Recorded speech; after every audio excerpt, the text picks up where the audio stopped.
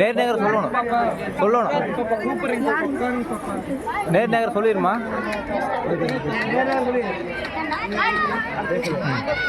கெஞ்சுவதில்லை பிறப்பார் அவசை கேடுக்கும் அஞ்சுவதில்லை மொழியையும் நாட்டையும் ஆளாமல் துஞ்சுவதில்லை எனவே தமிழர் தோல் எழுந்தால் எஞ்சுவதில்லை உலகில் எவரும் எதிர்த்து நின்று.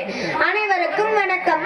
என் பெயர் பகத்ஸ்ரீ. நேரு நகர் நண்பர்கள் நடத்தும் சமத்துவ பொங்கல் விழா பேச்சு போட்டியில் எனக்கு கொடுக்கப்பட்டுள்ள தலைப்பு யாதும் ஊரே யாவரும் கேளு. கிமு 6ஆம் நூற்றாண்டில் வாழ்ந்து வந்த வானியல் தத்துவ விஞ்ஞானிதான் கணியன் பூங்குன்றனார். இவர் வாழ்ந்து வந்த காலத்தில் படையெடுத்து வந்த ஆரியர்கள் ஊர்களையும் மக்களையும் 4 வகையாக பிரித்து வைத்தார்கள்.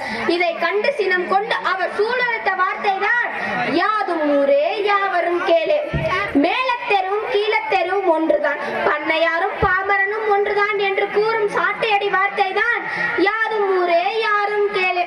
சாதியை விட சமத்துவம் தான் பெரியது, மதங்களை விட மனித நேயம் தான் பெரியது என்று கூறும் உலக தத்துவ வார்த்தை தான் யாதும் ஊரே யாவரும் கேளு.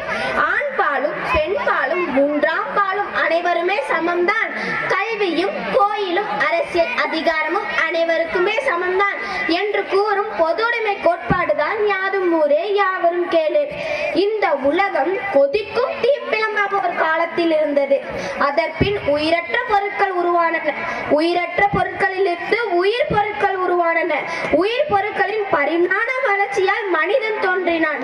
மனிதன் உழைத்ததால் உபரி தோன்றியது. உபரி சொத்தாக மாறியது. பெண்களை எல்லாம் அடிமைப்படுத்தியது.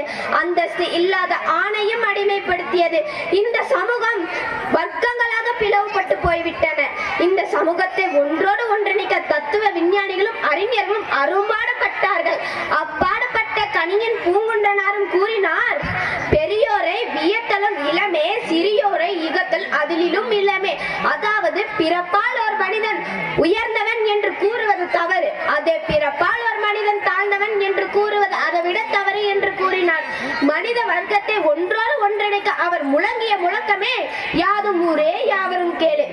மனிதர்களாக பிறந்தவர்கள் நாம் பயனின்றி அழியக்கூடாது என்று கூறிய காரல் மார்க்சின் தத்துவத்தையும் என் நடைமுறை, என் சிந்தனை, என் கருத்து மக்களிடத்தைய மாற்றத்தை ஏற்படுத்தும் என்றால் என் உயிர் உறுப்புகள் தேயும் வரை உழைப்பேன் என்று கூறிய பெரியாரையும் சாதிய சமூகத்தில் இருந்து சமத்துவ சமூகத்துக்கு மாற அனைத்து இளைஞர்களும் போராட வேண்டும் என்று கூறிய அண்ணல் அம்பேத்கரையும் நெஞ்சிலேந்தி இந்த 13வது சமத்துவ பொங்கலை சாதி மதம் பாராமல் நேரு நகர் நண்பர்கள் நடத்தியதற்கு எனக்கு வாய்ப்பளித்ததற்கு நன்றி என்று கூறி விடைபெறுகிறேன். நன்றி, வணக்கம்.